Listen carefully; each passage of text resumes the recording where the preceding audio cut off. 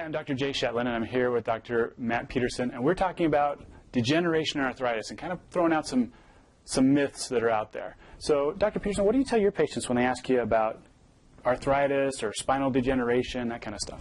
Good question. And a lot of people are concerned about this because their doctor tells them, oh, I have arthritis. And sometimes that's a buzzword. So what I tell people is that arthritis is a natural process.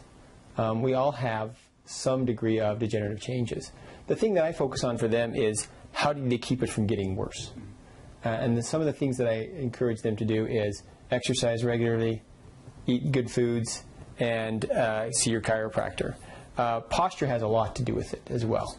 So if we can get their posture to be where it's supposed to be, it's actually going to slow down that process. So on that posture, just for a second, watch this. Everybody just kind of slump in their chair if you're watching this. Take a deep breath in. And notice how difficult that is versus when you sit up straight, shoulders back, deep breath in. I mean, not only does it help you oxygenate your body better, which is going to help with things, but yeah, we're helping to prevent arthritic degeneration from poor posture and degeneration. And the other thing is that the spine is designed to work a certain way. And so if we start to let that go and we do get into this slumping position, then nerves aren't going to fire properly and muscles aren't going to fire the way they're supposed to either. So. Okay, great. Yeah, and I often tell patients that it's a downstream effect, like we can see in the slide behind us, that first it's a loss of curve. That's almost the most common thing that happens in the spine that will lead to this, because that loss of curve, it's like riding in your car without shocks. Now, all of a sudden, we don't have that curve that acts as our shock absorber. You'll see here that it moves where we have a loss of curve, and boom, boom, it's just that repetitive microtrauma. Every step we take, every time we're moving. And then we'll see it starts to actually fuse together. It's a common term in our profession, subluxation. Nobody uses it out in the regular world, but you really do want to know it. The subluxation means a bone that is stuck and not moving like it should, so the ones above and below it become hypermobile, trying to make up the difference for a short term. What that leads to is the degenerative arthritis.